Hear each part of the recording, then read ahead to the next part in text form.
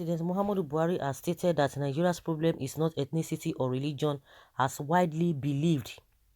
He made this comment while reflecting on the complexities of the Nigeria condition, concluding that neither ethnicity nor religion was to blame, but we ourselves for inherent injustice. The president spoke recently while receiving members of the Muhammadu Buhari Oshibaju MBO Dynamic Support Group who visited State House, Abuja, to present a compendium of 5 years achievements of the administration. Oh my goodness.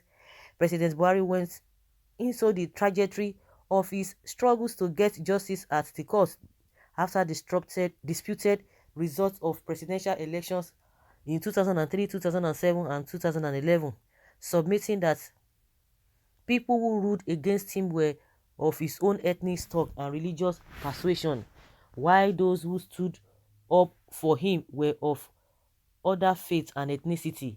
And those who you think now, you can imagine, this man is not just he does not even know what he's talking about. And meanwhile, now that the people that helped you, think that stood for you, you are not against them. You say you are not used to them. You are not used to them. If you want to take it from that context, you are not used to them. You work with those people that you are used to, that you are familiar with. Now that they have helped you, now you don't even know them again. Now the same people you think that they are your people, those are the people that you are not claiming that you can work with them because you know them better. He said our problem is not ethnicity or religion, it is ourselves, the president submitted. In his words, he said, after my third appearance in the Supreme Court, I came out to speak to those who were present then. I told them that from 2003, I spent 30 months in court. The president of the Court of Appeal, the first port of call for presentation by presidential candidate then, was my classmate in secondary school in Katsina. We spent 6 years in the same class, Justice Umaru Abdullahi. My legal head was Chief Mike Ahamba, a Roman Catholic and an Igbo man. When the president of the court decided that we should present our case, my first witness was in the box. Ahamba insisted that a letter should be sent to the Independent National Electoral Commission (INEC) to present the register of constituencies in some of the states to prove that what they announced was falsehood. It was documented. When they gave judgment, another Igbo man, the late Justice Nsofo, asked for the reaction from INEC to the letter sent to them. They just dismissed it. He then decided to write a minority judgment. That was after 27 months in court. We went to the Supreme Court, who was Chief Justice of Nigeria, a Hausa Fulani like me from Zaria. The members of the panel went in for about 30 minutes, came back to say they were proceeding on break. They went for 3 months. When they came back, it didn't take them 15 minutes. They dismissed us. In 2007, who was the CGN? Kutigi, again a Muslim from the north, after 8 months or so, he dismissed the case. Again in 2011, because I was so persistent, Mustafa, a Fulani man like me from Jigawa, neighbor to my state, was CGN. He dismissed my case. I've taken you round this to prove that our problem is not ethnicity or religion, it is ourselves. I refuse to give up. I tried to wear agbada after what happened to me in Kaki.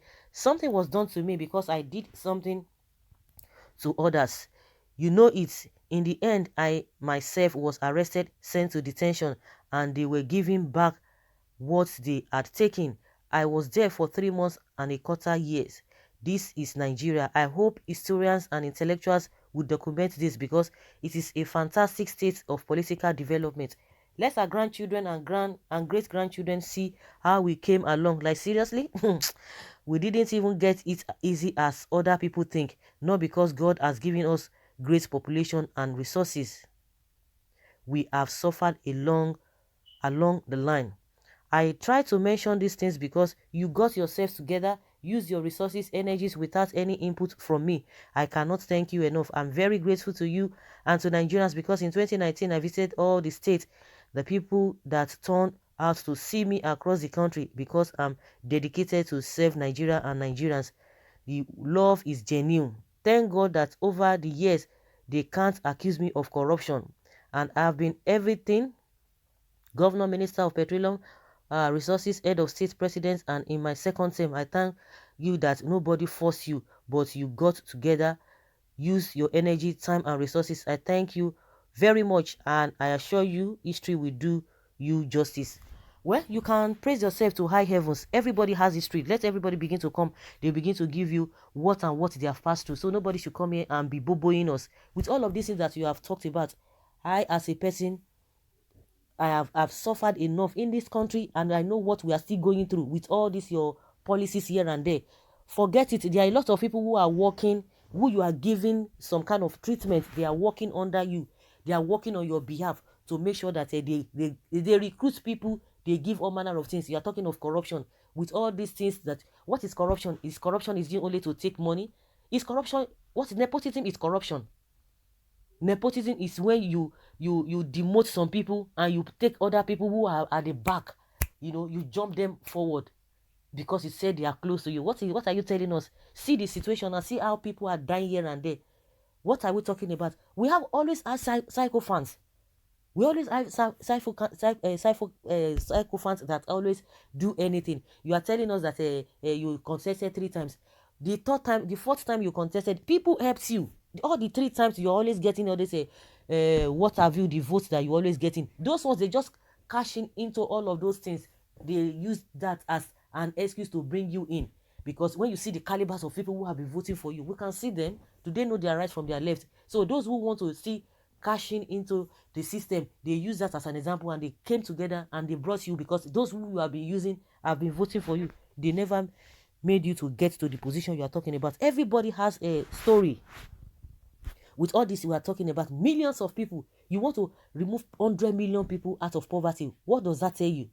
And you think you are governing? A lot of people have been dying here and there.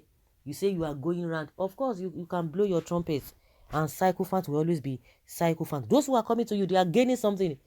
None of their family member has been killed. They can eat 3 square meal a day, so they can come and tell you all manner of story. Well, listening to you is like a wishing my bad week ahead. So I just read the headlines and move on. Well, someone is saying that, oh, so touching, very true of the president. Our problem is ourselves. Oh, you can imagine. Not religion or ethnicity. Igbo man handled his case and threw it out. His own Hausa man did the same. Another Muslim brother threw him and do the same. We are truly our own problem. Someone say, not touching, not perfect, but it will be an effort if we hear it live. Then you are the problem of this country. Those who helped you to power were not even from your stock, yet you appoint only people from your stock to occupy important positions. You are bigots. It's true now. Those who are helping now, he said he does not know, he can't work with them, he doesn't know them much. Well, those who are going to be listening will be listening. So guys, let's say your opinion and have your take on this.